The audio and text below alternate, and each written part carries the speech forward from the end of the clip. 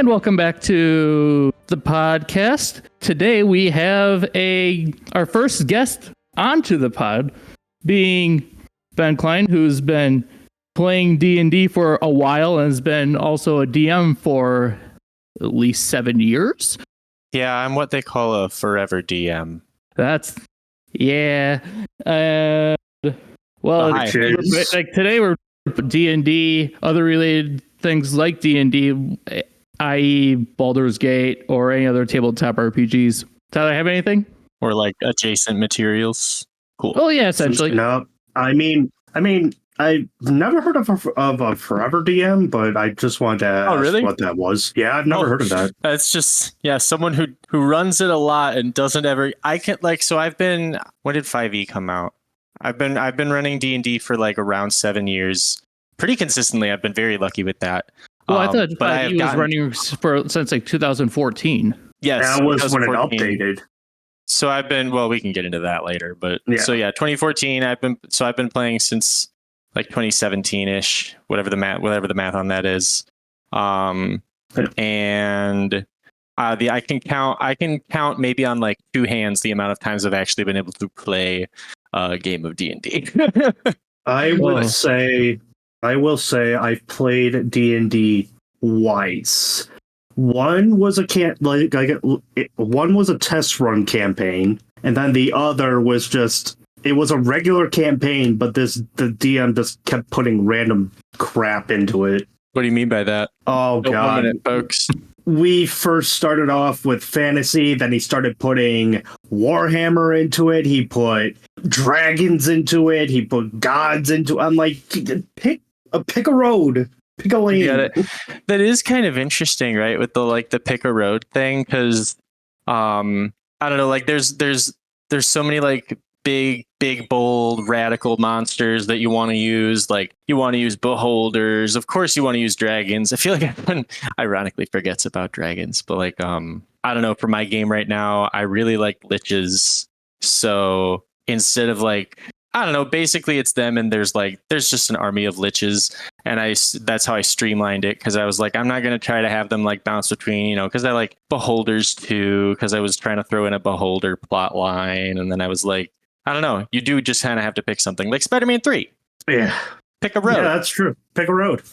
Like, are we going any road, or Sandman or whatever, just pick something. Or Venom, whatever that one was. Spider-Man 3. Venom is more of an anti-hero, though. Well, I just mean in regards to like this. Well, no, I was talking in regards to the Spider-Man 3 plot lines, Brandon. Oh, God. Is there any other tabletop games you've played besides D&D? Yes, I don't get the opportunity to do much else other than D&D because I don't run at game stores anymore. It's just kind of hard to find an open table like that, unless you're part of Adventures League, which I'm not a huge fan of. But is there a reason why you're not a fan of it? Well, I like the concept of it because in theory, it's like you have like. It's very much set in stone, very dedicated to like raw rules as written. And like the idea is you can go in, play an adventure, take a character from like, let's say level 1 to 3, and then you could go to a different game store across the country. And as long as your character's like Adventures League legal, you can kind of take that and go anywhere and like, play campaigns and stuff. And it's cool. It's just like, No. I guess I have no problem with the concept of it. In practice, my experience with it has just hasn't been great. But that's kind of what you get when you go to a public gaming event. It kind of does take all kinds. So, but I'm a very socially anxious person, so I had like maybe 1.5 bad experiences, and I was like, not for me. You can ask Brandon. How many times did I spend time in my room in Whitewater? Almost all the time. Mm-hmm. Oh, when we get our own place in, let's say, the summer, I'm going to be getting you out of your room a lot more. I sure hope so. You got to touch grass, man. You got to touch some grass. No, what but is grass? Yeah, what is grass? I mean, like, I'm usually stuck in like a studio or behind a board or playing music usually. And then on top of that, I've never played D&D myself. However, Ben helped me create the Oh yeah, Yeah, a little Tempest War storm. Cleric. War cleric. And I'm sorry, I got distracted. I want to answer your question. Yes, I have played other games, not many, but right now, one of our players is, and it's unfortunate because, well, either way, one of our players is like a little bit like he's just out of commission for a couple weeks. He's like just now starting a new job and like trying to get his own place right now. It doesn't matter. Either way, he can't play right now. So sometimes we do like little D&D side games with like new characters. But my little passion thingy is I really like this game called Masks, which is a game about basically it's a game about teenage superheroes. And it uses Dungeons and Dragons uses the D20 system. So that's the what is it, like seven multi-sided dice or whatever. Masks, much like other more popular games like Monster of the Week, use a system called Powered by the Apocalypse, or the Apocalypse system, shortened to. And it's cool because you only ever roll 2d6 ever. You don't ever roll 1 or 3. It's only ever 2 and nothing more. And me as the GM does not ever I don't roll dice. That's not my job as the GM for a Powered by the Apocalypse game. And it's cool because there are no combat happens obviously because it's a superhero game, but there's no real rules for it. And it's looser. It's you can learn the rules by reading 2 pages of a summary. And then you're good, basically. You might need to dig a little bit for something, but and it's about the action. It's about feeling like a comic book. They take a lot of inspiration from the different classes, or they're called playbooks in this system. The different playbooks are inspired from a bunch of different various comics properties that I was already familiar with and really pleased to see referenced in the actual manual. There's a few I won't. Whatever, Young Avengers by Kieran Gillen, and also the original one by it was Jim Chung and someone else. Then a bunch of other books about teen superheroes, but also some shows and movies. That's where they all draw the inspiration from, and it's largely also about the social aspect of it. You are a teenage superhero in a super team. How do you relate to each other? How do you build each other up and tear each other down? And how does that affect the roles, basically? It's some Mean Girls aspects going on. No. It's not Mean Girls. Aw. When I say tear each other down, that's not really you wouldn't really be doing that to your teammate unless maybe there was a pre-talked about roleplay reason, because the game is very narrative heavy. It's It's a comic book. Yeah, yes, and you have to break out of the 5e completely to play it, the Dungeons and Dragons 5th edition mindset. You have to break out of it because it is just not that. D&D is a very combat focused. It is a game about combat. Oh, my bad. Disconnected. No worries. My bad. But yeah, D&D is a game about combat. I've heard some people say that the role play is their favorite part of D&D, sometimes even going so far as to say the combat is boring. I do think you should probably find a different, more enjoyable game then, because not to say you shouldn't play. I don't mean to sound gatekeepy. What I mean by that is No. it's I don't know. It's a combat focused game. It just is. Most of the abilities are add 2d6 to your sneak attack and your fireball hot dog or whatever, but the gotcha. So while you're thinking about that, I do have another question. Yeah. So you said in the general chat that you wish you could forget 5e. Why do you why do you? I'm not going to say hate 5e. I'm just going to say why do you why are you disappointed in 5e? I don't. Hang on. Wait. Oh, I see. Let me reference what I said. Yeah, take your time. I know you said it was a joke. Oh, I see. Yeah. I think that the game Dungeons and Dragons, as it exists, is fine. It's good, right? It's good enough to me to where I've been playing it for 7 years, right? Right. They did recently update the rules, which is weird, right? Because you'd think that there would just be a 6th edition, but instead we got an updated 5th edition, which, like, regardless of your opinions on it, my main beef is it sort of just makes it more difficult to look up rules. Like my game, I've been running 2014 D&D, obviously up until this point, and I continue to, because like there is enough, some people say it's like there is enough that is different in the new edition to warrant me just not switching to the new edition. It's not even new edition, the new rules, to warrant me not switching to those. I was going to say, because you've said some or a lot of the newer rules are bullshit. Yeah, I mean, the newer rules aren't like, they're not great, in my opinion.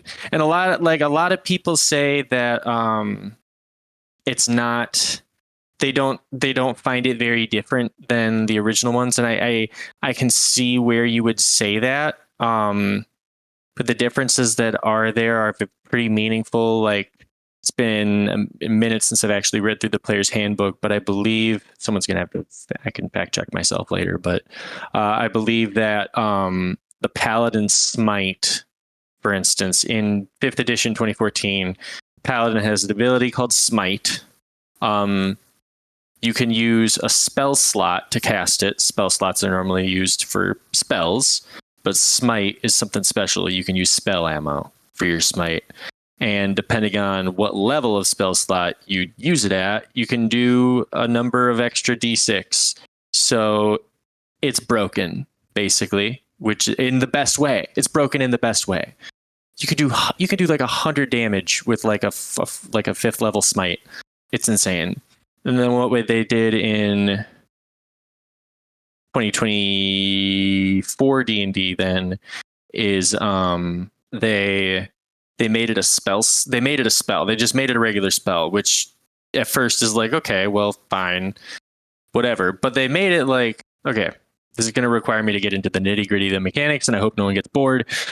But like, basically, if Smite is a 3rd level spell, right? Smite's a 3rd level spell.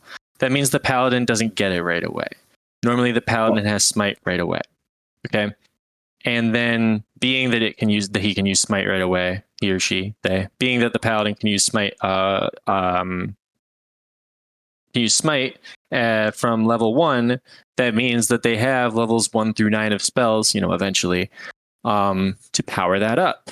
So now it's level 3, which means that, already like you are losing some power up ability. It's a spell that lets your sword do like extra holy damage or whatever. So it's a melee thing.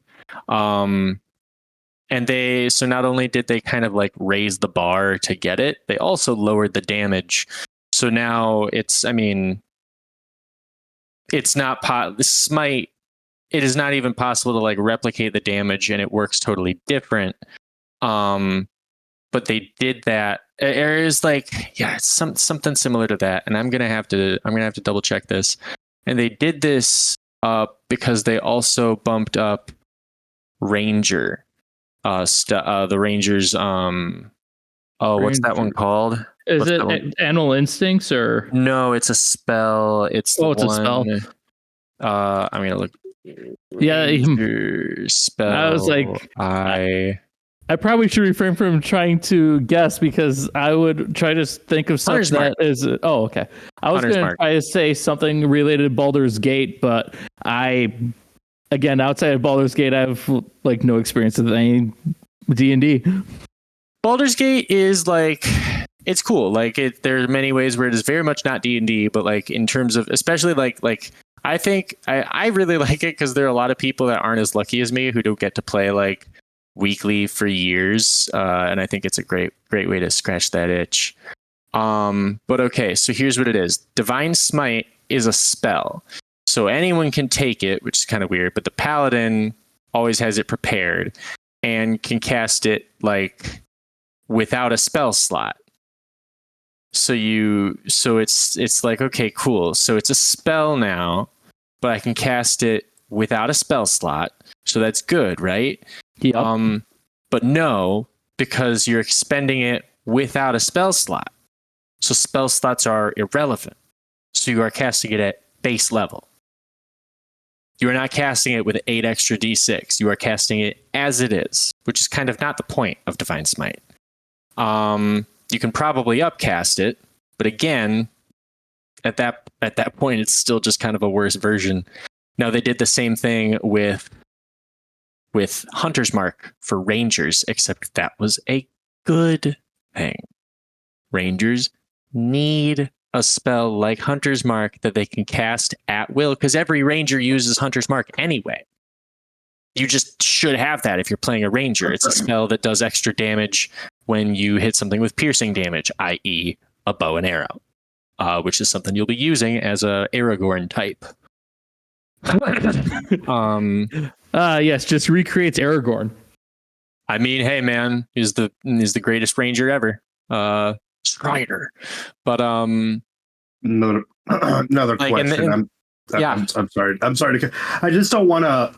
I just want to ask a couple more questions. We can go over more. I'll just sum up later. Yeah, I'll sum up and say there is some good ideas in 2024, some bad. I don't like them. I do think that it is kind of up to like it's pick your flavor really. It's still D&D and you'll probably still have fun. For my game though, I just like there are too many things that would change. Yeah, it's like you don't usually like throw in like a rule from the 4th edition or whatever for like street smarts. Yeah. Oh yeah. There's a couple little house rules, but I try not to change the meat of the game too much. But there was a check from like, it was like 3.5 or something, which I haven't like played, but I'm familiar with. But it was called Streetwise, where like, so like a check in D&D is where you would roll the dice, and you would add your perception score to the dice roll, and that would let you perceive things around you, like a hidden lever or something like that. So Streetwise is like that. It's a check you can make that will sort of just it will give you familiarity with. It'll let you maybe find a little hidden hovel where you can find a low-lying place to take a break at. If you need to lie low or something, you can maybe find information from some kind of random informant with these things. And that's a check that doesn't exist in 5th edition. I'm not saying that's like a flaw in 5th edition, but I do think it's a really nice thing to have. That just sounds like in 5e. That sounds like they just merged that with perception. They just said, make perception checks. And that's kind of, yeah, well, you know what? That is part of why people. There's a what? Well, yeah, like because what you just described is basically, hey, I'm going to find a way this way, or even that sounds like even an investigation check when there wasn't investigation checks, right? Well, and investigation checks are interesting because that's less like perception is you're looking for something and you don't know what you're looking for. Or like, or like it might be somewhere around you. And investigation is I am looking for a specific thing or signs of something in this thing. But like, yeah, like and Streetwise, you're right. I do think that it is a little different. If you're trying to like get it, like, what are you going to do? Roll persuasion? Like that doesn't feel right. Because then okay, like, are you asking me, the DM, to come up with someone for you to persuade? Not to say I'm lazy, but at this point, if you're trying to get info, I think it's much easier to roll a Streetwise check, and then then it's much easier for me to create somebody because I know what you're trying to do. As a person who hasn't really done D&D that much over the years, I'm thinking that Streetwise, it's just kind of like, oh God, what is that? What am I thinking of? It's just like, hey, I want to perceive this, but it's more amplified. It's more focused. It's not a spell. It's not a thing. It's an ability you can have. Exactly. But in 5e, you don't have that ability. You just have, hey, make a perception check to perceive how you can open this door or how you can pull this lever. Well, I mean, there's like, I wouldn't say okay. it is I not have really limited that they knowledge on removed functionality. You know what I mean? Okay. It's more like, well, I'm not, I'm not like necessarily, like hard disagreeing or anything. It's just like, No, it's no, no, not no, no, they no, no. necessarily removed functionality per se. But they do, I don't know, like for better or for worse, they make you get a little creative with it. But it is funny you said, Which like is with the good. merging and the kind of the homogenization that you noticed. That is, if you look at the ability, like the ability list, like perception, stealth, what have you, on a 5e sheet, you'll find, I can't remember, it's probably like 20. And it goes down the sheet. If you look at a 3.5 character sheet with the ability scores, last time I looked at it, it was like very small text all the way down. Abilities like sense motive, which I am glad they took that out and replaced that with insight, because that's much more vague, and that needs to be vague. Like if I was running 3.5, I'd probably just say you can't use sense motive because that's stupid. That's sense motive insight. Well, right, and like insight in 5th edition is used for it is used for similar things. Like if someone is telling you something, can I get a read off of that guy? Is he telling the truth? Is he?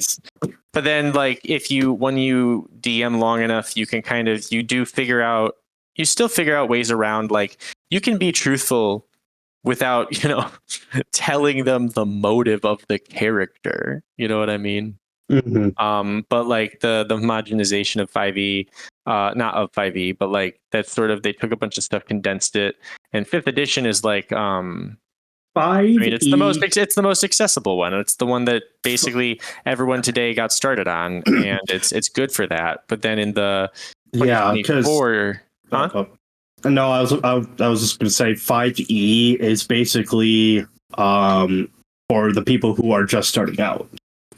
Well, I disagree. I disagree. I mean, okay. Whatever edition is currently out is the edition for people just starting D&D. I think 5th edition was definitely made it the easiest to start. I don't think there's anyone going out starting with 3.5 or anything unless they are, well, veterans. Like, it's the same type of person as the silent era of film was the best era. Now, okay, 3.5 was also really good though in a lot of because of the fact that you had so many crazy different things, like multi-classing worked totally differently.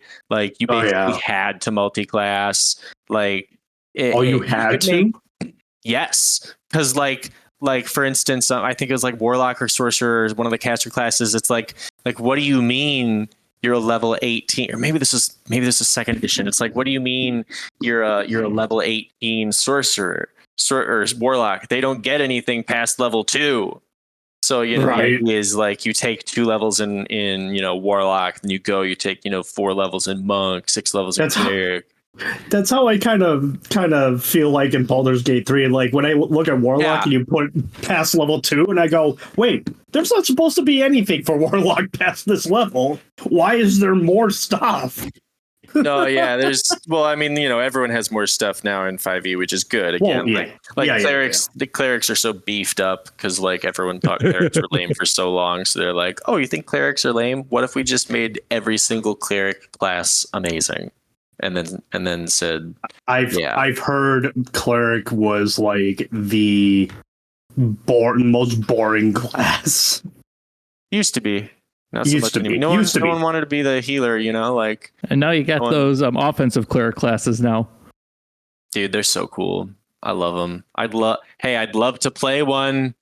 I'm just putting that out into the universe. No one's here. No one can hear me. Well, I have that character you helped me create. It's just my schedule's loaded for the most part. No, what I mean is I want one of my Tuesday players to sit everyone down and say, I'm DMing tonight, and then I will finally be able to play one of my many different character ideas. But anyway, what about your opinion of having like a bird pet that doesn't do any combat, where like every time it flies over like one of the main baddies just actively just shuts on like without any want a bird, and then on top of that let's say someone likes bringing out food in the middle of the woods, or just because they're hungry, and then like half the time the bird just does the same thing again, like literally half the time. Hard to roleplay shitting on food since long rests are pretty much just glossed over in that nature of the survival game. As for a bird that doesn't do damage, that just shits on enemies, I guess I would say talk to your DM about it and make sure that your fun isn't that. Make sure that when you shit on a bad guy, you're not doing it at a very important moment when everyone is like we got to get this exactly right. One of my Adventures League experiences was there was a guy role playing. He said, "I'm going to be a lawful good paladin," and I heard people like kind of going, blah, blah, blah. And so like.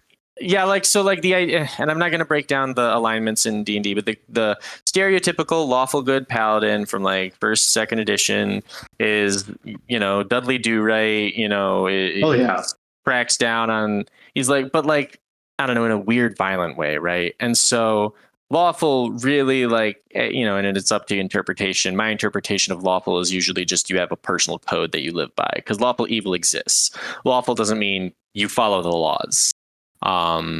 That'd be crazy. Right. So anyway, we're sneaking up to this house, and he goes and he says, I knock on the door, and everyone at the table says, hey man, why are you doing that? He says, it's what my character would do. I'm a lawful good paladin.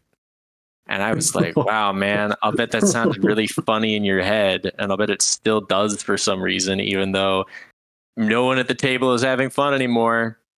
Like lawful good. I just can't wrap my head around a lawful good paladin. Well, paladins get their power from, well, not necessarily a deity, but like, paladins, they're warriors. They're warriors for good typically. So like a lawful good paladin. I mean, a typical paladin would be lawful good, I assume, right? Because like would think they have an oath. Like they take an oath to become a paladin. So very become oath breaker. Yeah, or you could be an Oathbreaker, but even then, still, become Oathbreaker gets darkness powers. Well, right. Well, but then that's kind of cool because it's like, does becoming an Oathbreaker mean that you are no longer lawful, or like has your, I don't know, like, or has something just simply changed? I also think you should steer clear of, well, my character's code of conduct is that he just does whatever he wants. It's like, okay, well, you're no. But yeah, no, I guess my thing is like, I love like when I was starting a new game, when my friend was jumping into the game, because we introduced a new player into the game about last year, my best friend Milo, and I was just like, okay, you're a druid, so everyone's pretty high level. Like, what kind of, do you want like a pet or something? It can't do anything. So they just like picked like a sugar glider. They were like, I want a little sugar glider, a little flying squirrel, and it doesn't do anything, but I interact with it and it's fun. And I think there's a lot of value to giving yourself something that has zero mechanical advantage. Because, like, also think about it, man. If you say that your bird doesn't do combat damage, but he can shit on an enemy, that is opening up. That is, of worms. A DM will see that as, oh, this is a pretty big hole that, like, so what can't you shit on? He can shit on command. Is he going to I know this sounds silly, but like if a bird is shitting, in my opinion, that is the start of combat right there. That is going to lead. I'm sorry. Go ahead. But it's just that's the thing is but like a sugar glider that can't even like do anything, that's just the DM and the player having fun here and there. That's the player saying like, oh, I'm playing with this, or even the player asking the DM what their familiar is, what their pet is doing at that point. I was just thinking for comedic effect, and that's it. Like, well, just randomly just does it. Well, but also your actions have consequences. Like in the game, like when the bird shits on the enemy gets mad, and now you and all of your party members are in danger because you just shit in the middle of an army. And you also don't know if that's the big bad or not. You don't know if it's a big bad guy. Like, also, to be honest, and if he's going to rip if he's gonna rip your team in half, you know. Or the bird. What might be kind of funny is if the DM said yes, you can do that, and then just killed the bird right away after the first time he shit. Yep. But that would be very spiteful, and I personally wouldn't do that, but I would really laugh hard if someone did. Bird shits, enemy grabs, rip. Oh yeah, like it's an arrow. It's a bird. Like shoot it with an arrow. It's not a magic fucking bird. We already know it's that. just a regular bird. Just a regular bird with like bowel with an IBS. Oh boy. Okay. Funny thing is, and I'm only going to bring this up. I'm not going to talk anything about it. I'm actually his DM. Oh, okay. Well, kick his ass. Literally for a one shot. We're starting on April 6th. Sure. Okay. That's a Sunday. But what I'm not going to say anything about it. I'm just saying is that Brandon. Yes. If you do that, it's going to be for comedic effect. I mean, it's absolutely it's there for a reason. I'm allowing you to have it. Just don't fuck up. Well, hey man, like you trust me not to do that? Well, like it's also like, I mean, it's a joking conversation that you're having right now, but that's good what you're doing. It's like you have everyone. What I do when I run a game, when I start a new game, is I'm always like I'm trying to run a game for my family on my birthday, because I'm like, hey guys, for my birthday, a great present from you to me would be to play a tabletop RPG with me. And so like I'm not deciding what we're playing. I am asking them like, hey, so what kind of a story do you want to be a part of? Like, what character types kind of interest you? Because none of them are into tabletop games. Like, how foolish would it be to stick someone who's unfamiliar with the type of game you are playing in front of a game that they may not even be interested in? You know what I mean? Not saying that I'm not saying. Well, I mean is that communication is so important. With everything. Oh, yeah. Like it's just about tone too. Like when I started, the game we're running on Tuesdays is Planescape, and I'm running. This was before 5th edition had their own Planescape, so I was just using 2nd edition books. And in the 2nd edition books, they harp pretty heavy on tone. They're like, it is like they actually tell you like, avoid dumb little jokes, avoid like stupid like. Just like you can obviously like fun, if you're running a good game, fun and jokes will naturally arise at the table. But you, the DM, and I had a conversation with them too. I was like, we're going to be playing this as straight as possible, like, because this is how Planescape likes it. Like the comedy comes from like the interactions between that, because like we can't help but joke around when we role play. You know what I mean? But at the same time, in the background, there is always the like, okay, but at the same time, we're all level like 10, 11 right now. Everything has a consequence. That's I mean, if there's one bit of advice I could give to you as a DM, it is that make sure, like, just keep in mind, they can't ruin your game. There's no way they can do that. No. Like because everything has a consequence. If they decide to be murder hobos, that is fine. Now there is a team of high-level bounty hunters from the king who are hunting them down, and they will kill them because of their behavior, because of the consequences of their actions. Like in the Planescape game right now, it's like there's all these factions, and like I don't know, there's like in like the Lich guy I was talking about, and a cult, but at the same time, pick a road, right? It all funnels back to the same thing in one way or another, but it's all these different things and all these different political aspects. So if they with literally like everything they do pushes against something else, have it in your head that like there are things happening, quote unquote, off screen. It's the best way. Like if they leave, if they leave a village to do a mission, come back to the village, what has changed in the time they were gone? It should be something. Like it. Right. It doesn't have to be, but like for me to you, especially like the first time they leave a place and go back, it should be something.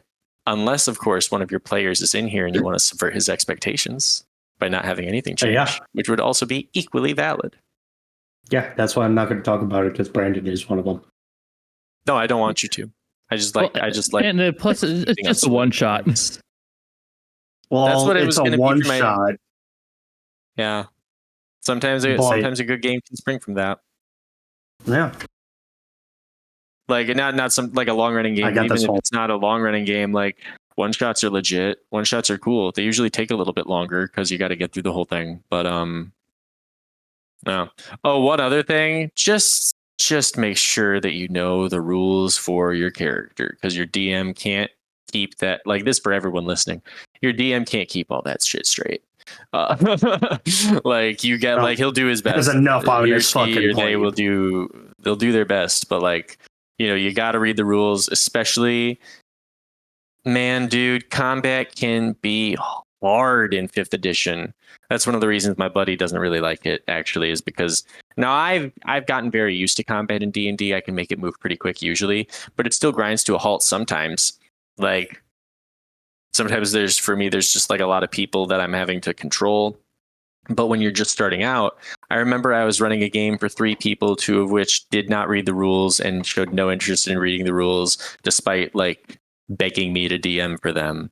And so combat, it was like 3 versus 4, lasted over 2 hours. Of just like very slow turns, them asking me questions and me answering, and also having to like look some stuff up because I'm sorry, there's a lot of stuff in there in that game now. I can't remember everything a Firbolg does in relation to an Eladrin. I know one can turn invisible at some point, one can teleport somehow. I'm going to have to look up the specifics. And so when I'm having to look up everything and then teach and then have no help from them in the form of an attempt at understanding, or I'll just say homework, because spoiler warning, ladies and gentlemen, the game that you play by reading book requires homework. Thankfully, the book's on the website. Yeah, that website's glorious. Yeah, hey, don't talk about that. It's very secret. Why? We don't talk about that. No. Like genuinely, like they have this. Okay, hang on. So they have this like add-on for the virtual tabletop that I use called Plutonium, and they have a streamer mode. So if you stream your Foundry games using Plutonium, it doesn't say Plutonium, it doesn't say 5e tools, it just has generic terminology, because yes, they are technically outside of like the legal grip of Hasbro and Wizards of the Coast. But as we saw with a lot of things can get too popular and they get taken down anyway. They literally ask people to just not really talk about their add-ons like Plutonium and stuff. So I kind of don't want to be the guy that's putting Plutonium out on the web. Sorry if I overreacted. No, that makes sense. No, you're good. I don't know. You can cut around. I clapped for you, so that you can find the spike. But yeah, we're ready to start. Let's do it again. Oh, and then when it comes to Baldur's Gate, I stopped playing. I got so burnt out. I also got, I kind of also hate the narrator, because when it's like your character thinks it sees them, like if you move the camera correctly, I can actually see it, and I actually don't think that. Well, but like, all right, but the narrator. I don't know about that. It's kind of like you are playing a video game. Is your DM. That's true. You're playing a video game. The camera's going to be wonky. Your narrator's just going to say what's in front of them. I mean, it's like a DM is telling you, "Hey, look at that thing over there," and you look, and there's that thing over there. You're going to hate the DM and for obviously, as the DM, I would never tell a character how they're feeling. But as a video game narrator, I would 100% tell a character how they're feeling. It's a video game. Oh yeah, and like also, you do have a lot of agency with how you're actually feeling. Like, I don't know, do you let Astarion ascend, or do you keep him down to earth? Like, these are no, you always let him ascend. Oh yeah. No, he's a prick. I let him That's the idea. once. I let him ascend once, and I didn't really, all I knew was that he would be mean. But but I didn't like look into it any further. I just wanted to like go in blind, and I did end up just like killing him as soon as we left the room. You killed him instantly? He ascended. He was really mean and evil, and then we left the place. Okay, spoilers, I guess. Also, like Asterion ascends at some point. You leave a room, and then spoilers: the people who wanted you to like kill the vampire that Asterion stole the power from. They were like, "Hey, man, you ascended and killed all of our fucking kids and everyone who was ever a vampire spawn. That's really fucked up. You can save your bacon though if you help us kill Asterion." And I sat there and I was like, you know what? This is the perfect out because I don't like this guy anymore. So Asterion is no longer in my third. That was my third playthrough that I did that, I think. But he was right there. My second playthrough, I did Dirge. And I really would like to try Dirge, just haven't done Dirge. Dirge is fun. You might not have a lot of companion, or just fun. That's the thing, right? Like, you basically have to recruit Minthara, you have to do Astarion. You can do Shadowheart, I'm sure. Yeah. Oh, probably even do Will. You just turn her to Dark Justice here. Will is a little complicated. He's like power, but is like whiny about it. That's because he's pretty toast as far as they go. I say that though. He's the one I'd love to give a hug the most. And then you could kill not because of anything that happened. But I don't he just has a huggable face.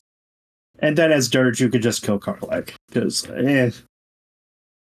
I mean, Will gets a pretty cool outfit when you do that. He does. It's pretty sick.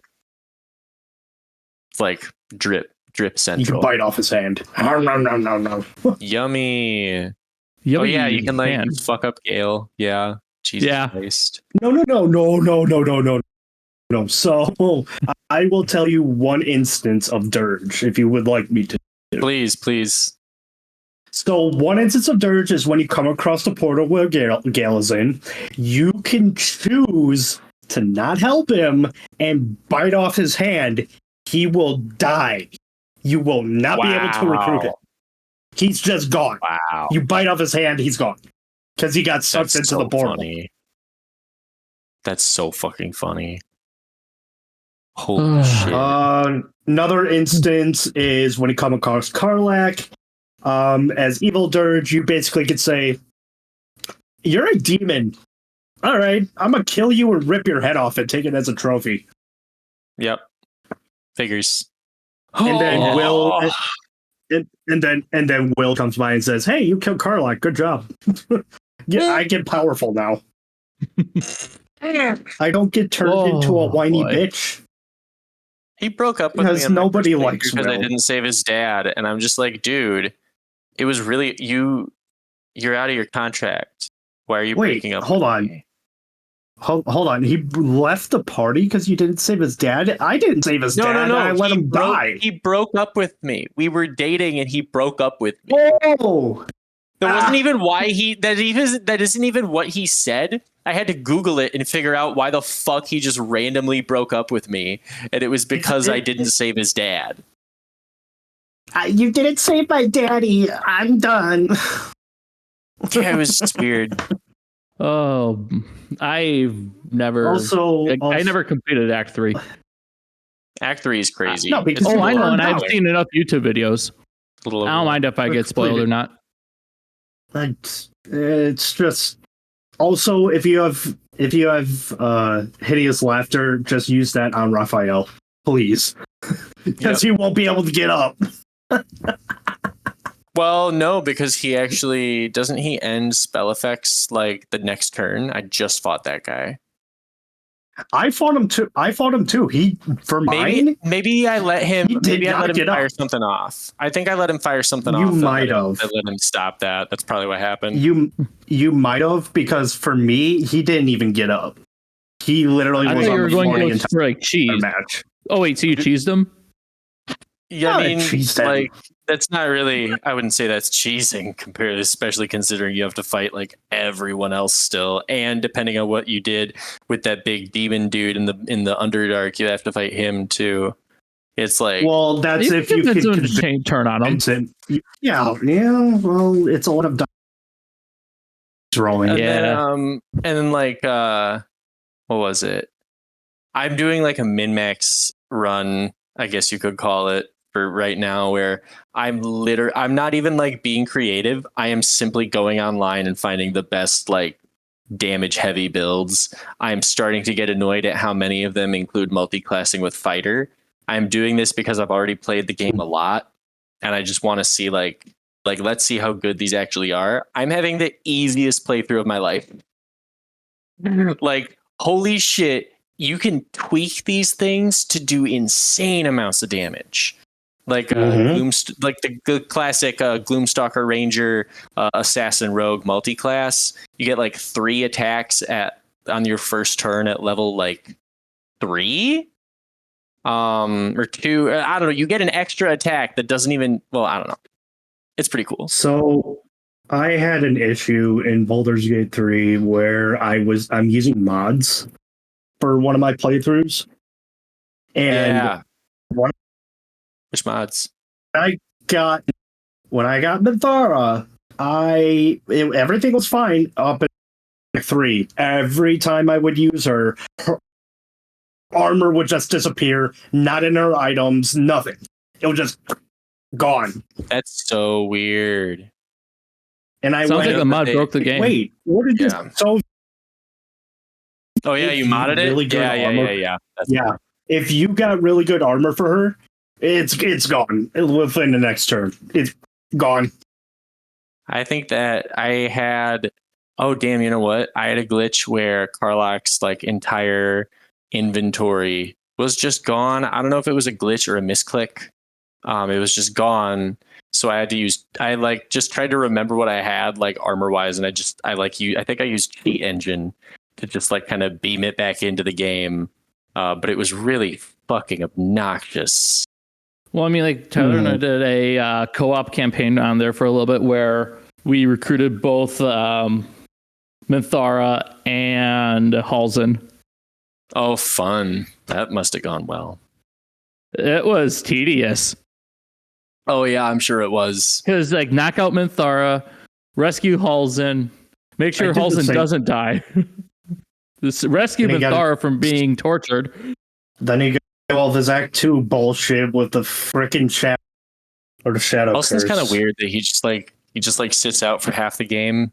I like never use him.